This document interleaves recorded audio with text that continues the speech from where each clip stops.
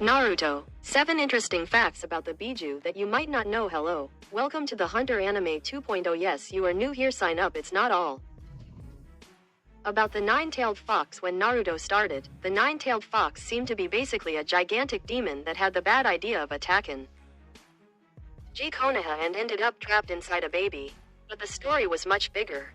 As Naruto Shippuden progresses, we discover that Kurama is part of a group of nine-tailed beasts with names, personalities, powers, and a history directly linked to the origin of the shinobi world. And there's a low more to these creatures than counting tails and deciding which one looks scarier. But after all, what makes these creatures so important to Naruto's story? They all came from the same place. Shukaku, Mitabi, Isobu, Son Goku, Kakuo, Saiken, Chomei, Yuki, and Kurama seem like completal. Why different creatures, but they have a common origin? The nine-tailed beasts emerged from the ten tails chakra.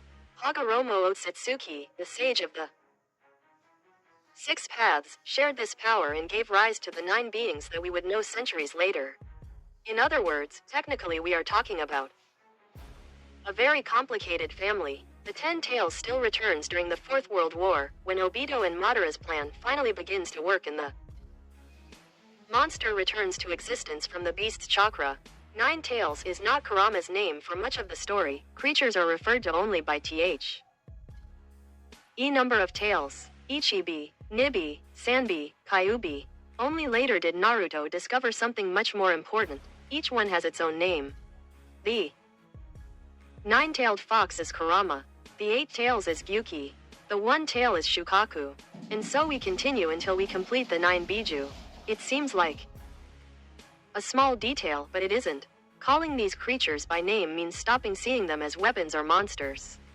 Jinchuriki were practically human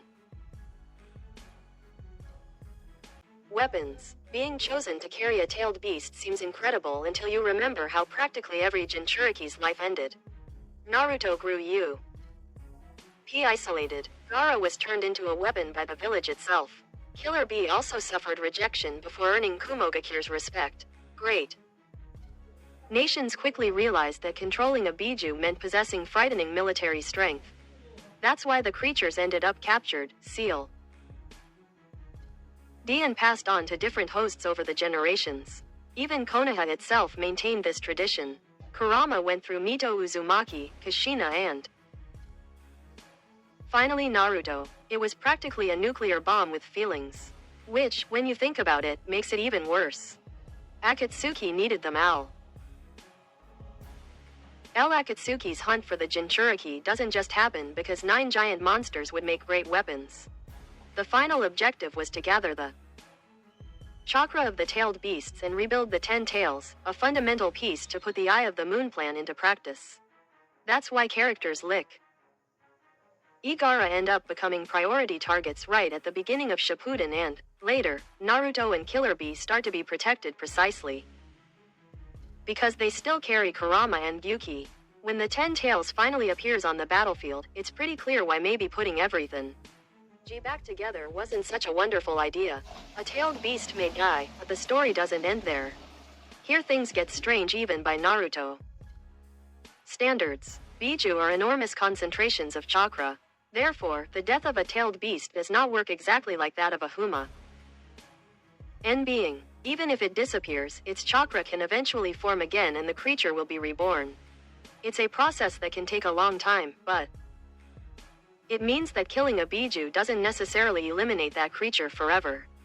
Basically, even death has a special clause when it comes to these creatures. Killer Bee achieved what Naruto didn't yet know how to do. When Naruto begins his training to master the power of the 9 tails, Killer Bee is placed as his teacher for a reason. Bee and Gyuki managed to build a real partnership. He didn't just keep the 8 tails trapped and stay his chakra when he needed it. The two talked, discussed strategies, and fought together, creating a rapport that Naruto simply did not have with Kurama at that moment. It is precisely with Bee's help, Naruto begins training to better control his beast's chakra. Later, he realizes that a definitive solution was not to dominate Kurama. It was to earn his trust. During the war, the fox finally recognizes Naruto as a partner and the two begin to fight together. It only took a few hundred episodes. Naruto spent much of the story with only half of Kurama, and here's a detail that's easy to forget in the face of all that absurd power. Naruto didn't carry the complete Kurama. On the night of the attack on Konoha, Minato divided the fox's chakra before performing the sealing. One half was inside Naruto and the other was sealed in the fourth Hokage himself. That's why, during the war, father and son managed to appear at the same time using the Nine Tails chakra. Kurama's two halves even interact when Naruto and Minato fight together. Yes, that Naruto capable of distributing chakra to an entire army and facing some of the most powerful characters in the series was doing a lot of that with half of the fox. Imagine if the bill came in one piece. In the end, perhaps Naruto's greatest skill was never controlling Kurama. It was finally asking her name. If you liked today's videos, be sure to subscribe and turn on notifications so you don't miss out on new from the world of anime, monthly season premiere guides, complete summaries, lists of the best finished anime and much more. See you in the next video, and don't forget to leave a comment.